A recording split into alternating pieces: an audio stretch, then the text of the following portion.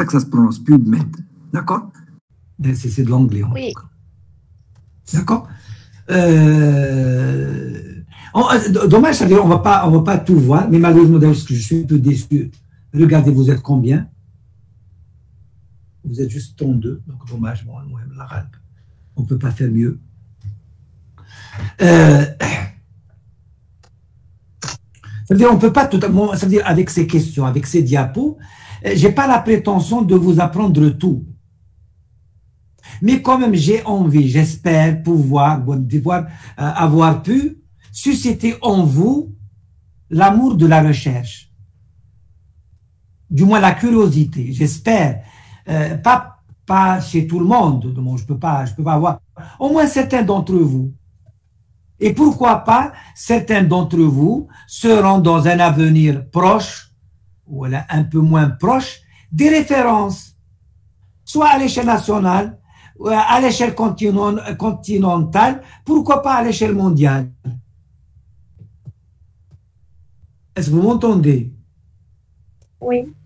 Et donc, ils sont la référence dans le monde. Ils ne sont pas des extraterrestres. Ce sont des humains comme vous qui étaient à un moment donné sur les bancs de la faculté de médecine de leur pays. Mais ils étaient sérieux. Ils travaillaient. Ils étaient ambitieux. Ils aimaient leur pays, etc., etc., etc., etc. C'est pas ceux qui font le minimum, du minimum, du minimum. Est-ce que c'est clair? Oui. Oui, Inch'Allah. Les étudiants, leur seul souci, c'est d'avoir la moyenne le jour d'examen. Ils vont jamais être de bons médecins. Encore moins de bons chercheurs. Encore moins de bons enseignants. Encore moins des experts. Est-ce que c'est clair?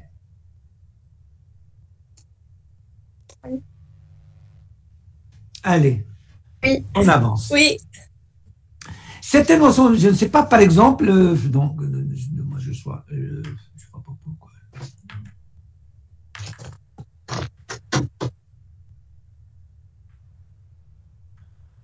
Allez, on va voir, on va poser quand on va voir. Regardez, ça veut dire quand vous faites de la recherche bibliographique ou la documentaire, comme il y a des normes, il y a des normes. Mais avant de comprendre ces normes qu'on applique à notre recherche médicale, je vais vous citer des exemples juste pour vous expliquer comment que ça se passe. Regardez, imaginons, il y a des étudiants parmi vous qui s'inscrivent, je ne sais pas, dans un institut ou dans une école ou par Internet, à des cours. Il y a 250 biostats et 400 en épidémio. C'est clair?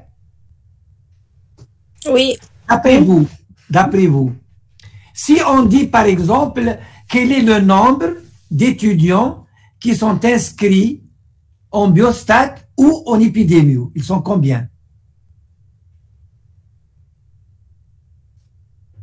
650. 650. 650. Mais regardez ce qui est écrit ici. Il y a 250 qui font l'un ou l'autre. C'est combien, l'un ou l'autre? Regardez regardez les deux cercles.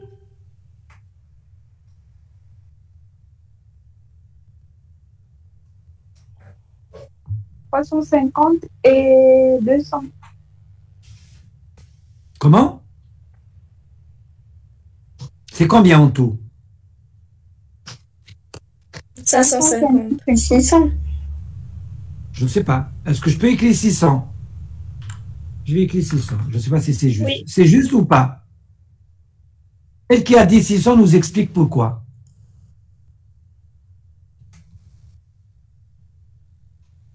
Pourquoi c'est pas 650?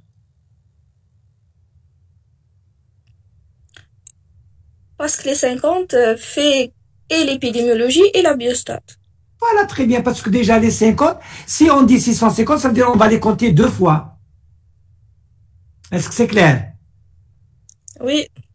Oui, c'est clair. Allez. Et c'est quoi ces BS notes et puis qu'est-ce que ça veut dire? Ça, c'est en anglais. C'est quoi? Biostatistics, notes épidémiologie. Qu'est-ce que ça veut dire? Ça veut dire qu'ils sont inscrits en biostatistique, mais pas en épidémio. Combien? 200. Comment? 50. Combien? 200. 200. Très bien, 200. C'est clair? Oui. Allez. Ceux qui font épidémiologie, ils ne font pas statistique. 350. 350. C'est clair? Qui font les deux à la fois. 50. 50. 50. Est-ce que vous avez compris ou non? Qui n'a pas compris? Qui n'a pas compris? Vous avez compris ou non? Oui. Donc ça, si nous Oui. avons compris ça, ça nous aide à comprendre comment on fait une recherche bibliographique ou une recherche documentaire. Imaginons là, soit on raisonne en termes de malades hospitalisés, ou là en article. En article, ça veut dire, par exemple, imaginons que vous faites de la recherche sur l'hypertension artérielle, vous trouvez 100 articles. 100 articles. Et les articles qui parlent de diabète, 150 articles. Et les 30, c'est quoi, les 30? Qui ont de l'HTA et de la diabète en même temps. Voilà, très bien. Si les hospitalisés, c'est quoi? Les HTA, ils sont 100. C'est clair? Ceux qui sont parmi les malades hospitalisés. Ceux qui sont hypertendus, il y a 100. Ceux qui sont diabétiques, il y a 150. Mais n'oubliez pas que ceux qui sont en même temps hypertendus et diabétiques, ils sont combien? 30. 30. 30. Est-ce que c'est clair? Oui. Oui. Et qu'est-ce que j'écris ici? Hypertendu ou diabétique? Combien? C'est combien? 220. Très bien. 120. Inch'Allah. 220, mais chez 120. 220. Allez, 120.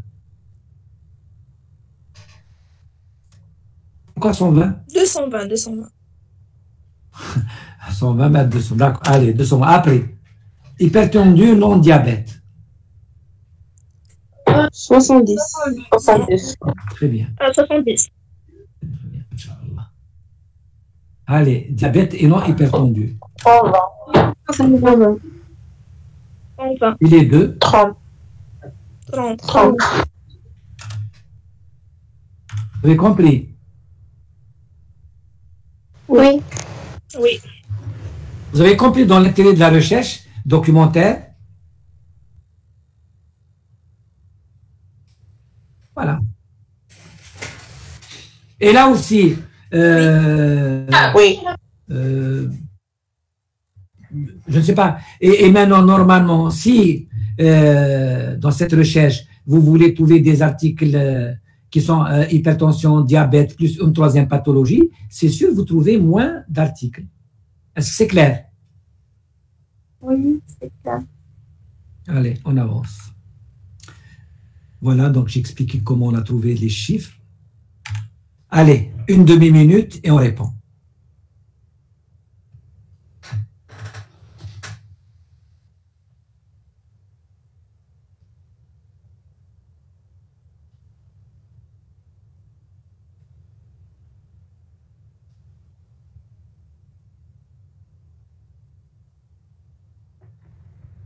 Allez, qui peut répondre?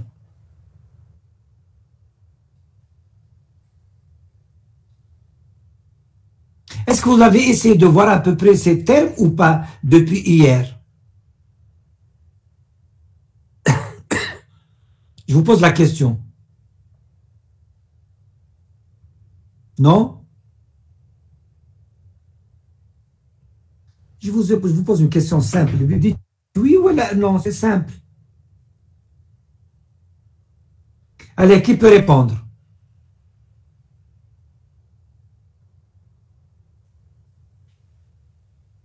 Vous voulez qu'on passe au corrigé? Oui. Voilà, oui.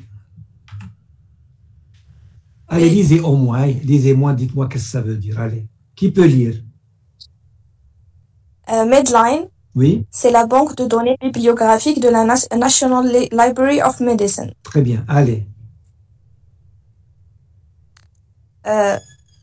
MESH, Oui. Medical Subjects Hearing, Et? c'est le terme descripteur de la NLM utilisé pour formuler une requête. Et qu'est-ce que ça veut dire, ça? Qu'est-ce que ça veut dire? Vous savez que c'est un terme descripteur. Qu'est-ce que ça veut dire?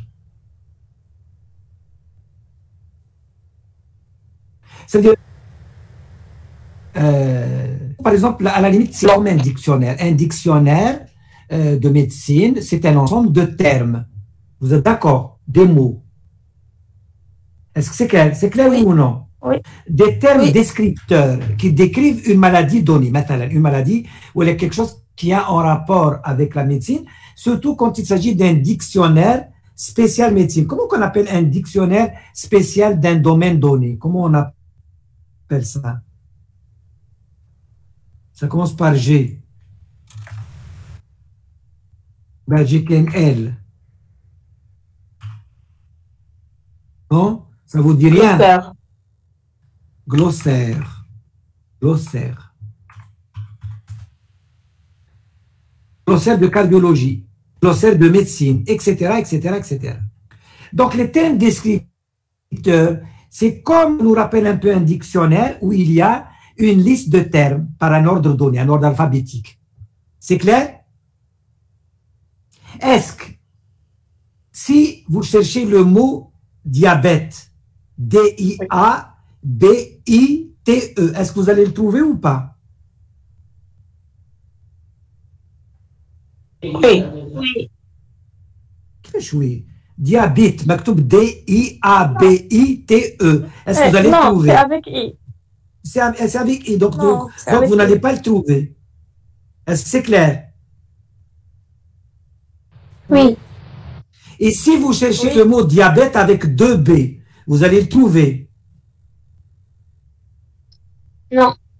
Non. Et si vous écrivez diabète, D-Y-A-2-B-A-I-T-E, est-ce que vous allez le trouver? Non. Donc, quel est pourquoi je vous dis tout ça?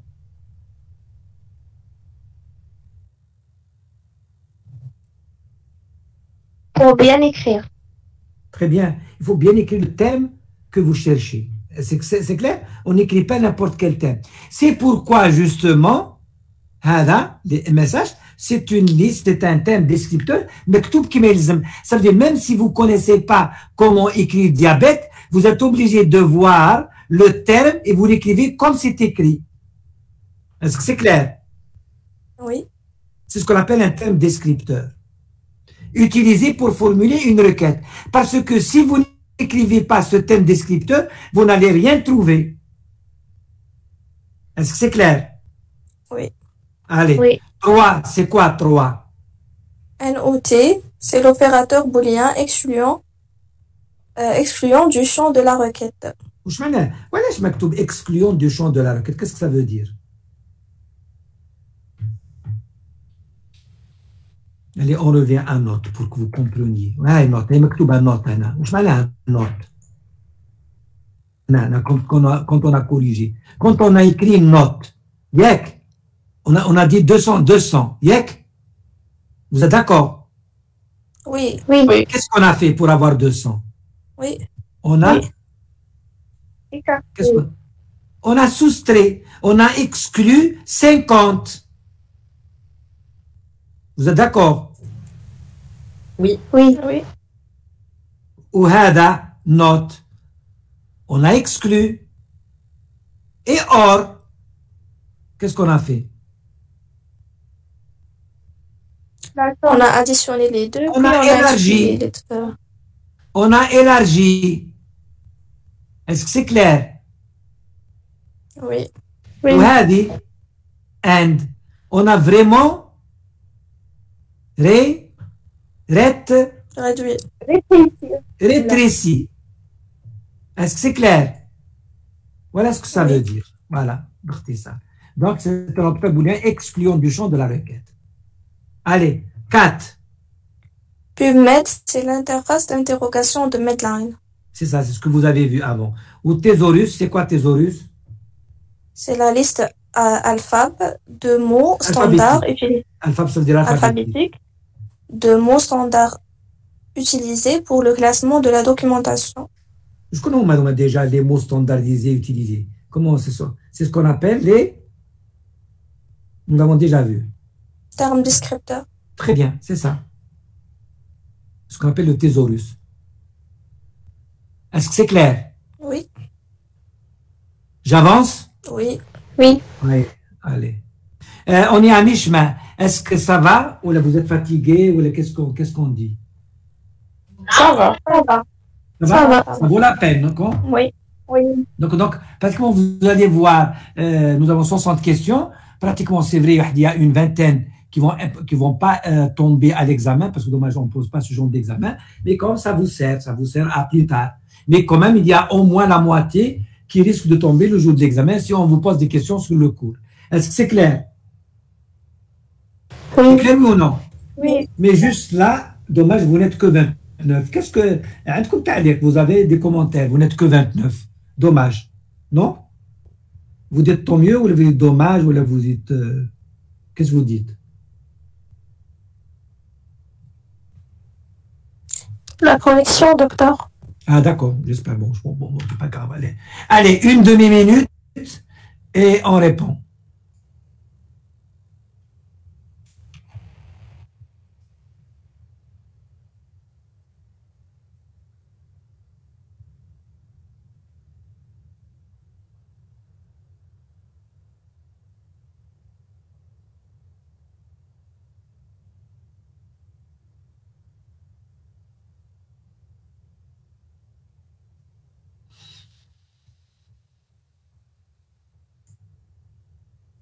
Allez, qui peut répondre?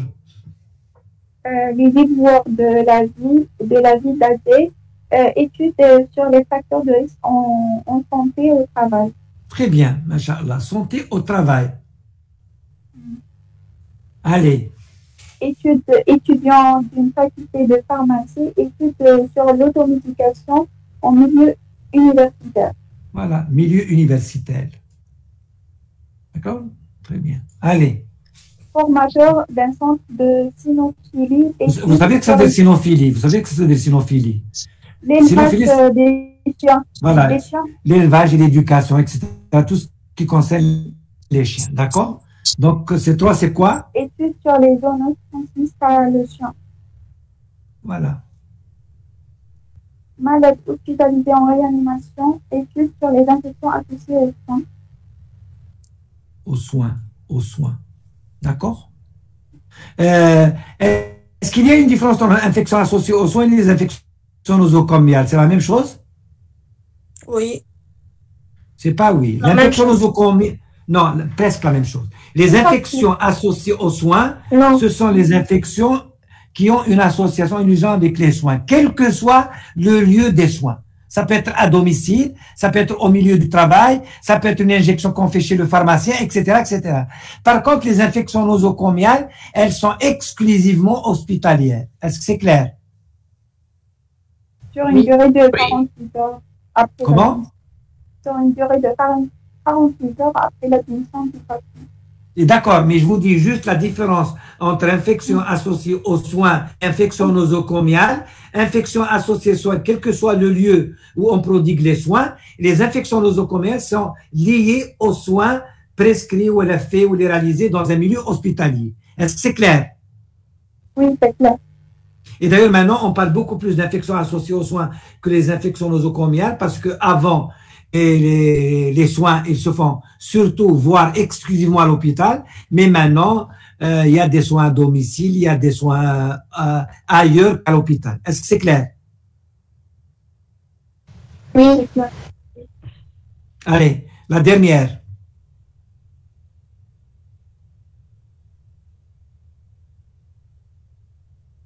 Population exhaustive, recensement. Très bien, recensement général. C'est clair? Oui, Octobre, oui, il c'est y clair. a eu le recensement général de la population de l'habitat en Algérie. C'était la population exhaustive, c'est-à-dire toute la population. C'est clair? Oui, c'est clair.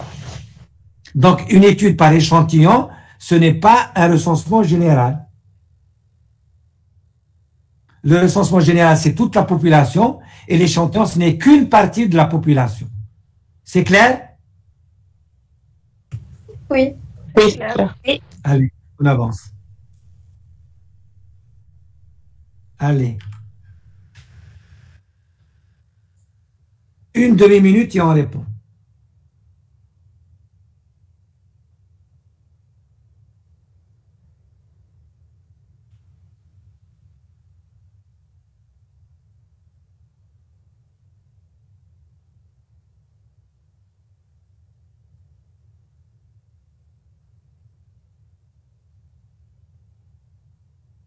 Allez, qui peut répondre?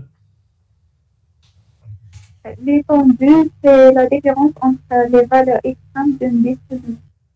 Comment? Très bien. L'étendue, c'est la... Et justement, l'étendue, c'est la différence entre les valeurs extrêmes d'une distribution. Valeur extrême, d'abord, c'est ça le mot-clé. Et distribution. Alors que la différence entre les valeurs extrêmes d'une classe, on l'appelle L'amplitude. l'amplitude. Ou là, d'ailleurs, je viens de lire, ça fait pas longtemps, il y a aussi qui parle de largeur, la largeur de la classe. Est-ce que c'est clair? Largeur. Oui, C'est clair? oui. Ou l'étendue, quel est l'autre terme qui commence par P? PL, A, G, E, plage. C'est clair? Oui. Oui, Allez, modalité.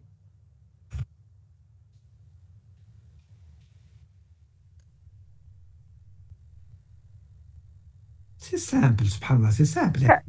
Catégorie d'une variable qualitative Voilà, très catégorielle. bien. Donc, modalité, ça veut dire catégorie. Et d'ailleurs, justement, je viens de le dire, j'ai oublié, parce qu'une variable qualitative, on l'appelle aussi catégorielle ou la textuelle, c'est du texte.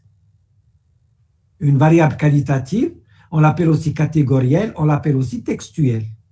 C'est clair? oui. Oui, c'est clair. Après modalité, ben, tableau à double entrée.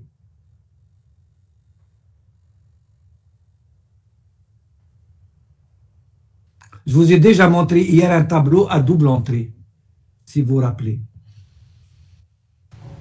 Croisement de deux variables. Très bien, très bien. Double entrée, double.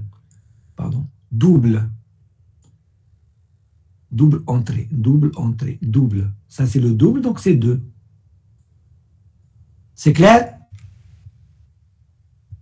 Oui, Ça veut dire, retenez, quand je vous ai parlé hier d'un tableau à 2 variables, Oui. âge, je pense âge et sexe. Donc, d'une entrée, on aborde l'âge, et de l'autre côté, on aborde l'âge. Vous vous rappelez? Donc, le tableau, il a Oui. 2 entrées. 2 entrées. Une entrée pour le genre et une entrée pour l'âge. C'est clair? oui, C'est c'est ou clair. non? Voilà, on avance.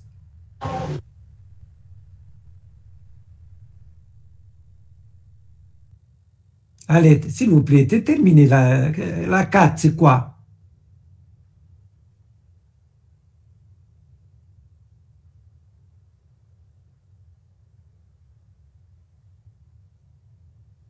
Eh bien, lisez, s'il vous plaît, Liaison c'est simple. de variables de l'étude en neutralisant l'effet d'une troisième variable appelée facteur de confusion.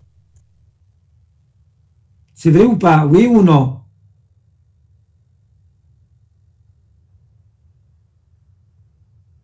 Vous vous rappelez ou pas? Oui, Voilà. Allez, en dernier, tri à plat, ensemble de tableaux à une variable. voilà. C'est-à-dire, quand on fait une étude avec plusieurs variables, d'abord, on fait des tableaux pour chaque variable. Parce qu'hier, à la limite, dommage, je n'ai pas la diapo devant moi. Parce qu'à la limite, il y avait 3 variables. Il y avait 3 tableaux. Un tableau pour une variable, un tableau pour 2 variables et un tableau pour 3 variables. Vous vous rappelez? Oui. Oui. Quelles sont les 3 variables qu'on a vues hier dans un tableau? C'est l'âge qu'encore.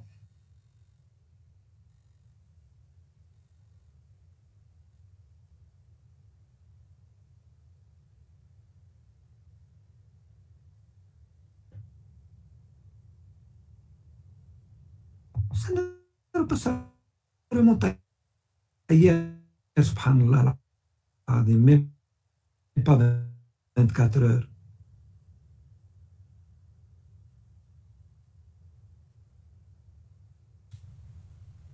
L'âge,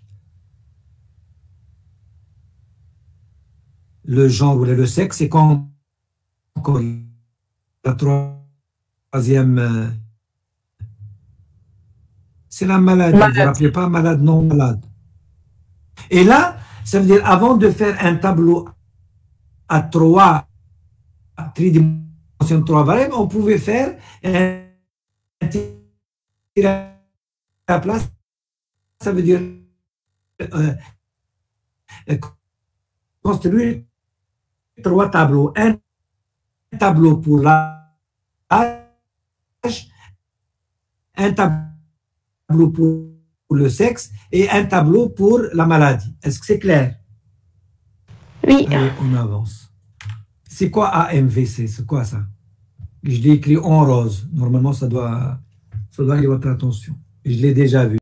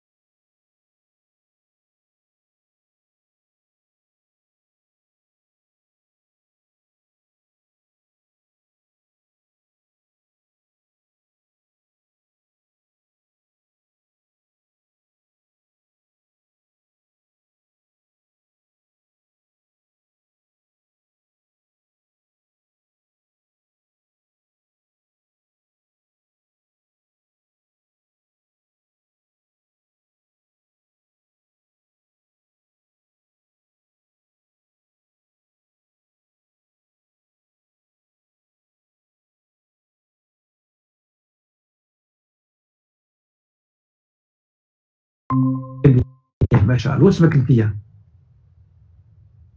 Votre prénom? Sarah. Sarah, très bien.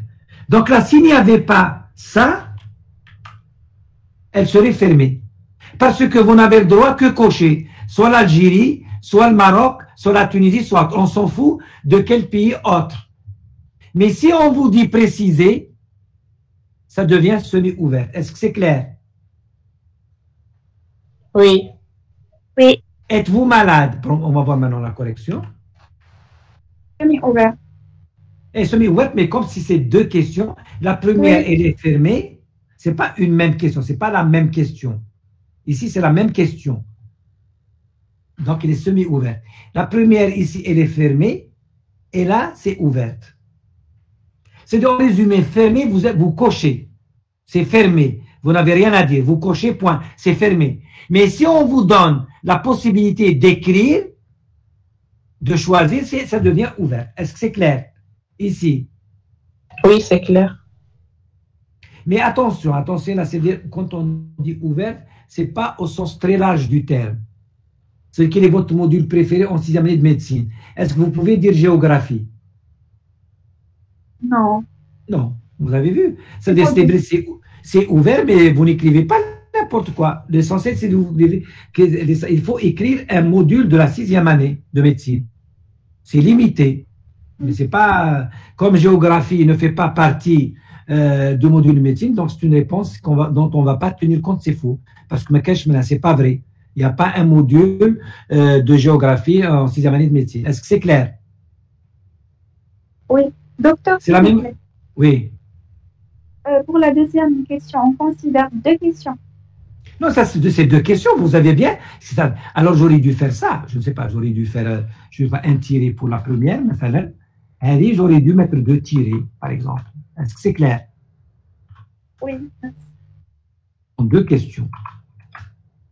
Hein, c'est deux questions. Ah, c'est une seule question. Est-ce que c'est clair?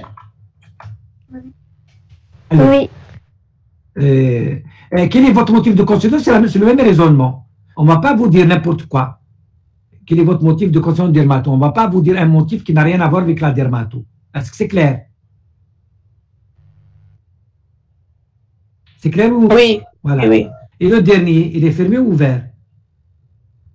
Fermé. C'est fermé parce que vous n'avez pas écrit. D'accord? Oui. Mais je ne sais pas, mais quel est le problème ici? Quand vous faites une étude, quel est le problème ici?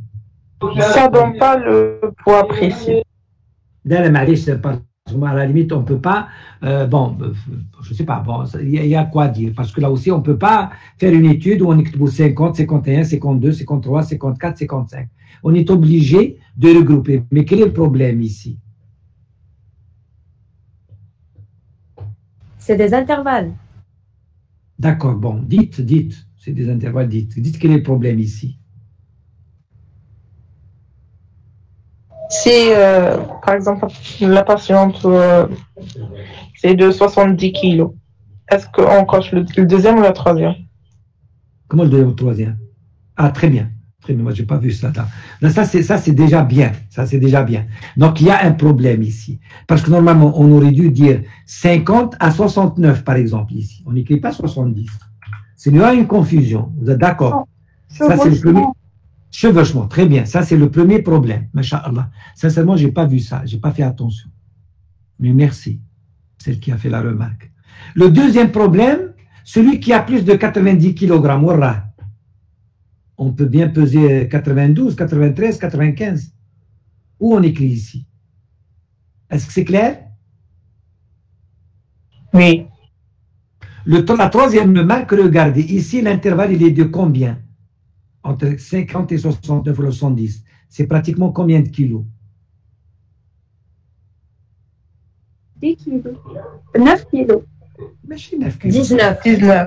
Ça veut dire pratiquement 20 kilos. Yak. Vous me suivez? Oui, oui. Il y a 20 kilos. Ou la troisième, c'est 20 kilos. Ou il y a moins de 50 kilos. C'est pas 50 kilos. Pourquoi cette différence? Il faut la justifier. Est-ce que c'est clair? C'est clair, oui ou non? Oui. Et là aussi, quand on dit moins de 50, je ne sais pas, est-ce que c'est précis?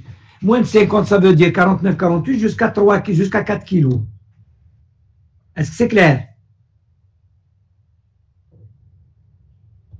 C'est clair ou non? Oui. C'est clair. Et faites attention. Quand vous faites des études, faites attention, ce de changeons-là. Parce que, à la limite, là, il ne va pas vous faire la remarque, il s'en fout, il va cocher. Quand il cache 70, peut-être, par exemple, il vous coche ici, alors que lui, il ne pèse que 52 kilos. C'est clair? Et s'il a plus de 90 kilos, soit il ne coche rien, soit il s'en fout, il te dit, tu sais, 90 ou la 100, c'est la même chose, et il coche ici. C'est clair? Oui. Allez, j'avance.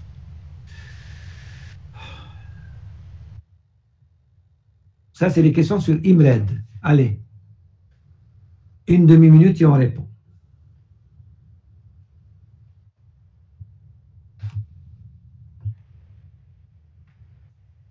Allez, qu'est-ce que vous répondez?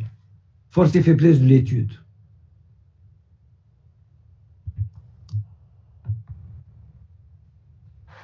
Question. Matériel et méthode. La force et faiblesse de l'étude, c'est discussion. Discussion. Ça veut dire, à la fin, je discute mon étude. Je dis ses forces et ses faiblesses. Par exemple, imaginons quand je fais celui qui fait l'automédication chez les étudiants de médecine, Matalan. Il peut dire, en étant modeste, il peut dire quand même le point faible de mon étude, ou la faiblesse de mon étude, c'est que je n'ai étudié l'automédication que chez les étudiants de médecine. C'est pourquoi il serait intéressant que quelqu'un fasse la même étude chez les étudiants de pharmacie. Est-ce que c'est clair? Oui. Allez, on avance. Deuxième. Matériel, méthode. Très bien. Question posée, objectif principal de l'étude. Introduction. Très bien, je ne sais pas. Bon, voilà. Structure de l'étude et logiciels utilisés. Structure de Matériel l'étude. et méthode. Matériel. Tableau, graphique et figure. Résultat. Voilà, très bien. Très, très bien. Donc, c'est-à-dire, on ne vous demande pas d'apprendre par cœur. On vous demande juste qu'il y a des normes de rédaction. Ça veut dire, c'est petit à petit, tadrijien, progressivement. Ça veut dire, si vous avez déjà, je ne sais pas, vous êtes convaincu que la recherche c'est quelque chose d'important pour un médecin, un étudiant en médecine, c'est déjà un pas. Vous réfléchissez autrement. Deuxièmement, vous savez qu'il y a des normes. On n'écrit pas n'importe comment, on ne communique pas n'importe comment, on ne lit pas n'importe comment, on ne traite pas n'importe comment, etc., etc. Donc, avec le temps, vous allez apprendre. Est-ce que c'est clair? Oui. Allez. Oui. Voilà. Et j'avance pour la bonne dernière plaque. Une demi-minute et on répond.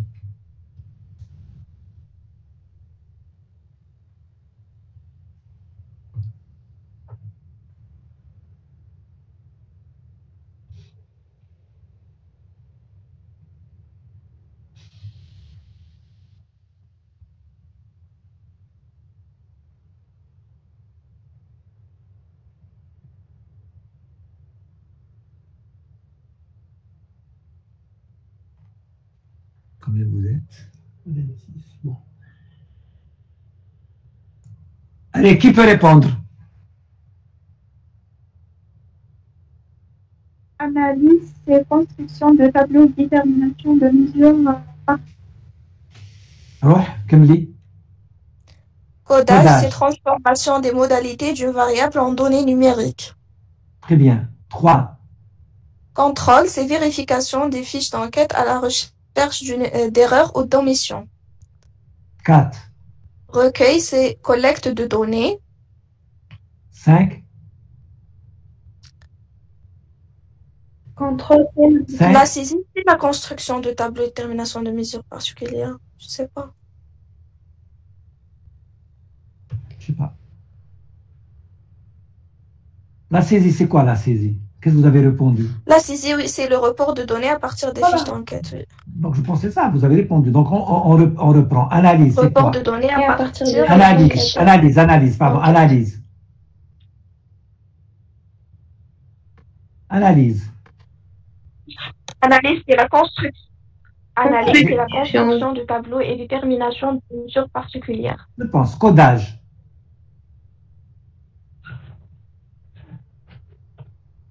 Le codage, c'est la transformation des modalités d'une variable en données numériques. Très bien. Contrôle. Le contrôle, c'est la vérification des fiches d'enquête à la recherche d'erreurs ou d'omissions. Le recueil. Le recueil, la collecte du données. Et la saisie. Et la saisie, c'est le report de données à partir de fiches d'enquête. Voilà, je pense que c'est vrai ce que vous dites. Voilà. Est-ce que c'est clair? Oui. Est-ce que, d'abord, je ne sais pas, est-ce que vous êtes contente d'avoir maintenant un peu appris le vocabulaire qu'on utilise en recherche? Oui, bien Oui, sûr. aussi. Quand même, il faut être fier de vous, il faut être fier. Et je suis sûr qu'on ne va pas vous poser ces questions le jour de l'examen. On ne va pas vous dire sur l'analyse, codage, contrôle, recueil, saisie. Même si on ne vous le pose pas le jour de l'examen, ce n'est pas grave. Est-ce que c'est clair? Oui. Oui, c'est clair. Alhamdoulilah. J'avance? Oui, on avance. Allez, on avance. On arrive. Hein. On arrive, il est 9h30, ça va quand même. Allez. Une demi-minute et on reprend.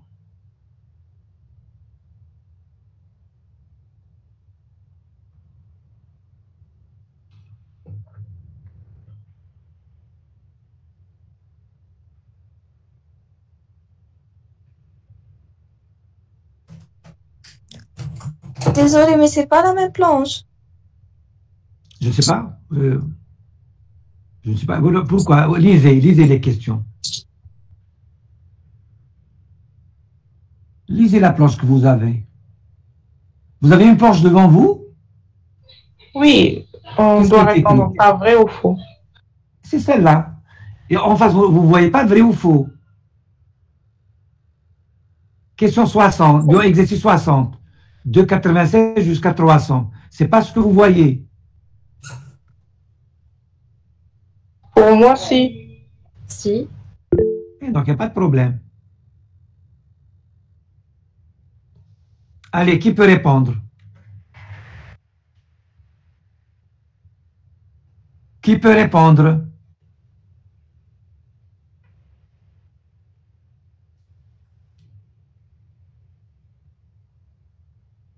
Il n'y a pas une parmi vous qui peut lire? Dans une étude, la proportion Voilà, l'une d'entre vous, s'il vous plaît. La proportion des absents ne doit pas excéder 1%. Vrai ou faux? C'est faux. C'est 10%. Très bien. Allez, 2.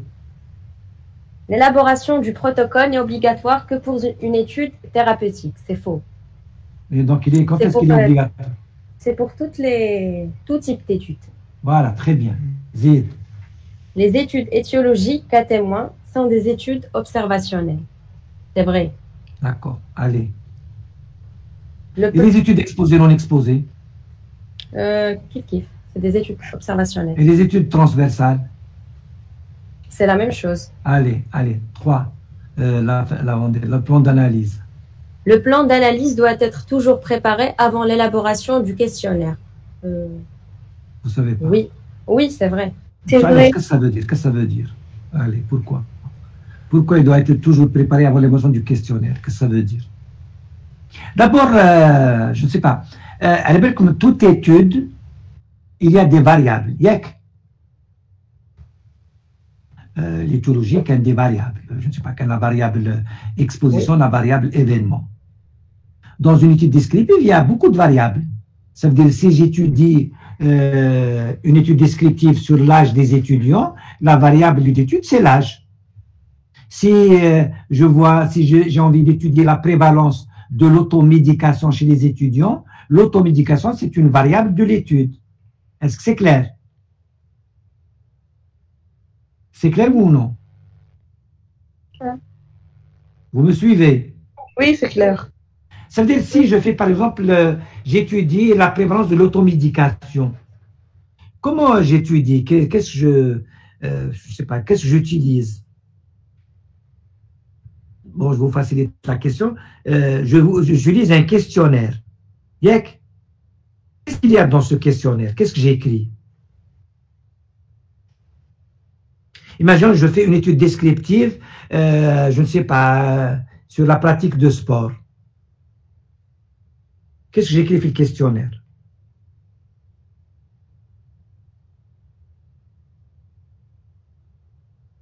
Est-ce que la personne pratique du sport et qui peut pratiquer?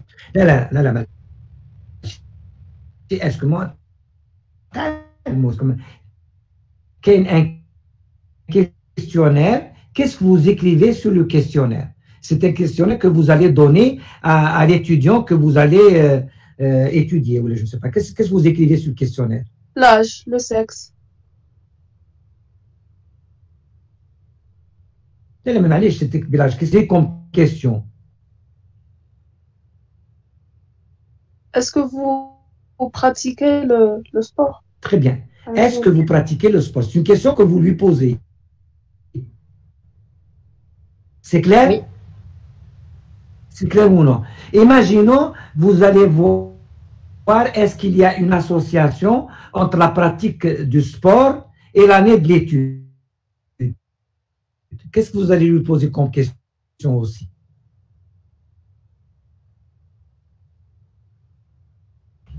Vous êtes en quelle année?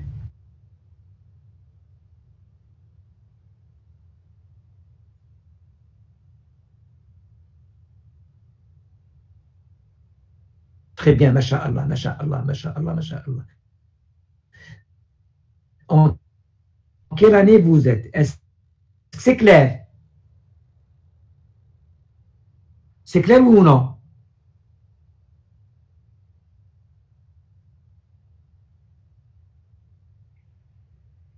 C'est ce qu'on appelle le plan d'année doit être toujours préparé avant l'élaboration du questionnaire. Ça veut dire que vous n'avez pas le droit,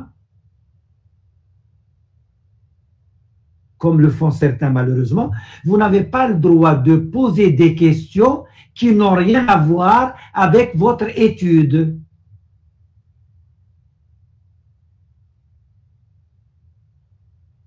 Est-ce que c'est clair?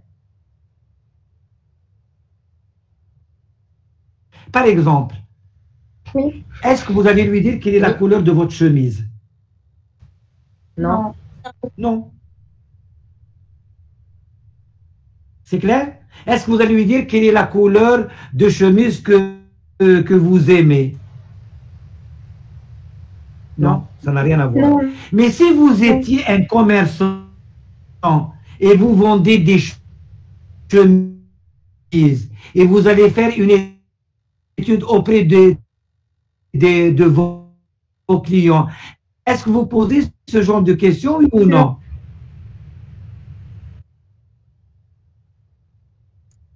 Oui. Oui, parce que ça vous aide. Vous allez déduire quelle est la couleur la mieux aimée. La plus, et à partir de là, vous allez savoir qu'est-ce que vous allez ramener comme marchandise. Est-ce que c'est clair? C'est clair ou non? De chemise, il peut poser ce genre de questions. Mais il n'a pas à poser ce genre de questions parce qu'ils n'ont rien à voir avec l'étude. Est-ce que c'est clair? C'est clair ou non? Et là aussi, par exemple, pas pourquoi vous posez l'adresse. Est-ce que c'est clair ou non? Oui. Est-ce que vous êtes marié? Est-ce que vous êtes célibataire? Malheureusement, des fois, on pose des questions et des fois, quand on lui pose pourquoi vous posez cette question, il vous dit voilà, on la pose et après on verra. Il n'y a pas après on verra. Vous n'avez pas à poser des questions qui n'ont rien à voir avec votre étude.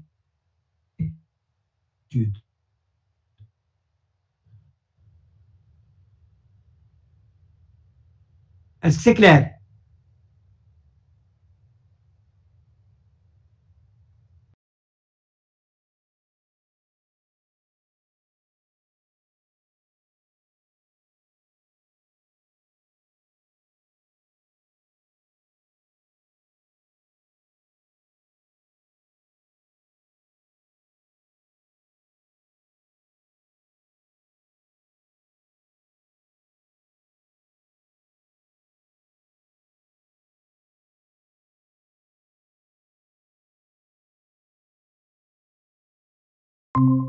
Est-ce que les visioconférences sont longues, par exemple?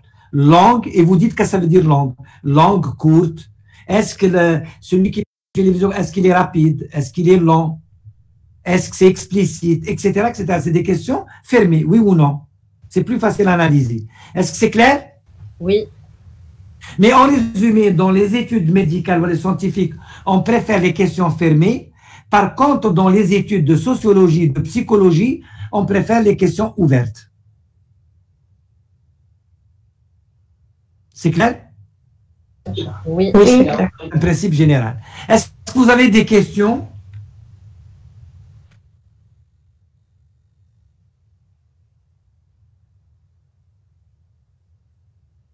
Vous avez des questions, oui ou non? Donc, on va passer ensemble 2h30, de 7h15 jusqu'à pratiquement 10h moins quart. Donc, c'est 2h30. Est-ce que ça vous a plu? Oui.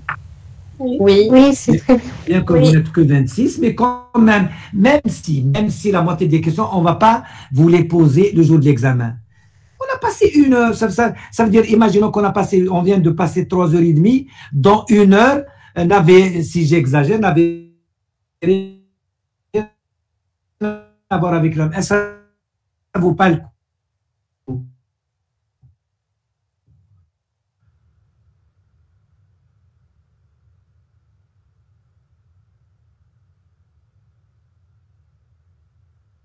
Ça vaut pas le coup de passer? Oui, oui.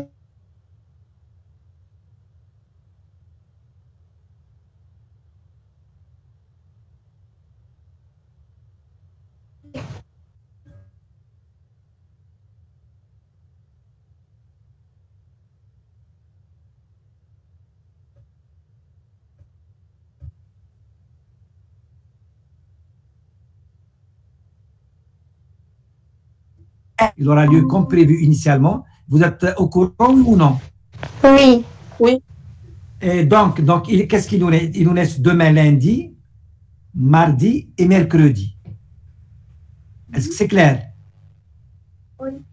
Donc, demain, on va faire la dernière visioconférence. Oui.